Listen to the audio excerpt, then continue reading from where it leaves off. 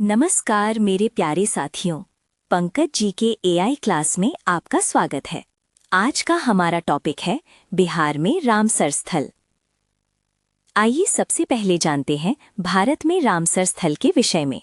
भारत ने बिहार के कटिहार जिले में स्थित गोगा भील झील को रामसर स्थलों की सूची में शामिल कर लिया है। देश में कुल रामसर स्थलों की संख्या 94 हो गई है। ये मान्यता आर्द्र भूमि संरक्षण में भारत के बढ़ते नेतृत्व और सतत पारिस्थितिक प्रबंधन के प्रति उसकी प्रतिबद्धता को रेखांकित करती है। रामसर स्थलों की कुल संख्या के मामले में भारत एशिया में शीर्ष पर और ब्रिटेन मेक्सिको के बाद दुनिया में तीसरे स्थान पर बना हुआ है। बता दें कि बिहार में अब रामसर स्थलों की संख्या 6 हो गई है। आइए जानते हैं रामसर कन्वेंशन के बारे में। वर्ष 1971 में ईरान के रामसर में हस्ताक्षरित यह कन्वेंशन आर्द्र भूमि के संरक्षण और उपयोग के लिए कमतर सरकारी संधि है। वर्तमान में इसके 172 सदस्य देश हैं तथा विश्व भर में 2500 से अधिक नामित स्थल हैं। यह एकमात्र अंतर्राष्ट्रीय संधि है जो एक विशिष्ट पारिस्थितिक तंत्र यानी आर्द्र भूमि को संबोधित करती है। रामसर कन्वेंशन की व्यापक परिभाषा के अनुसार आर्द्र भूमि दलदल, दलदली भूमि, पीटलैंड या जल क्षेत्र हैं, चाहे वे प्राकृतिक या कृत्रिम, स्थायी हो या अस्थायी, जिनमें पानी स्थित हो या बहता हो, ताज़ा, खारा या नमकीन हो, जिसमें समुद्री जल के क्षेत्र भी शामिल हैं, जिसकी गहराई कम ज्वार पर 6 मीटर से अधिक नहीं होती है। वैश्विक स्तर पर कुल 2546 रामसर स्थल हैं। आइए नज़र डालते हैं बिहार की रामसर स्थलों पर। कंवर झील ये बिहार में स्थित एशिया की सबसे बड़ी मीठे पानी की झील है और बिहार का पहला रामसर स्थल है।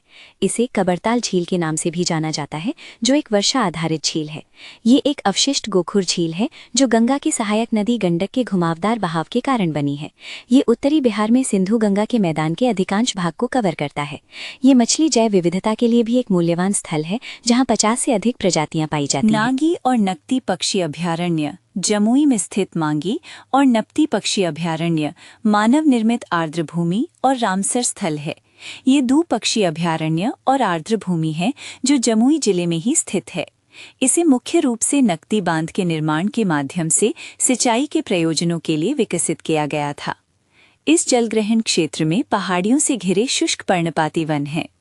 ये आर्द्र भूमियां पक्षियों, स्तनधारियों, मछलियों, जलीय पौधों, सरीसृपों और उभयचरों की 150 से अधिक प्रजातियों के लिए आवास प्रदान करती हैं। ये विश्व स्तर पर संकटग्रस्त प्रजातियों जैसे लुप्तप्राय भारतीय हाथी और असुरक्षित देसी कैटफिश का घर हैं। गोकुल जलाशय ये बक्सर जिले में स्थित है। ये ऑक्सबो झील गंगा नदी के दक्षिणी किनारे पर स्थित है। ये आसपास के गांवों के लिए प्राकृतिक बाढ़ अवरोधक के रूप में कार्य करता है, साथ ही 50 से अधिक पक्षी प्रजातियों के लिए आवास प्रदान करता है। ग्रामीण लोग प्रतिवर्ष एक त्योहार के दौरान इस जलग्रहण क्षेत्र की सफाई करते हैं। उदयपुर झील ये रामसर स्थल पश्चिम चंपारण जिले में स्थित है। ये भी एक ऑक्सबो झील है। ये झील 280 पौधों की प्रजातियों का घर है, जिनमें एलिसीकार्पस रॉक्सबर्गियानस भी शामिल है। ये 35 प्रवासी पक्षी प्रजातियों के लिए एक महत्वपूर्ण शीतकालीन स्थल है, जिनमें संकटग्रस्त कॉमन पोचार्ड भी शामिल है। गोगाबील झील गोगाबील झील बिहार के कटिहार जिले में गंगा और महानंदा नदियों के बीच स्थित एक गोमुख झील है। ये बिहार का पहला सामुदायिक रिजर्व है और बाढ़ क्षेत्र के रूप में कार्य करता है, जो मानसून के दौरान दोनों नदियों से प्राकृतिक रूप से जुड़ जाता है।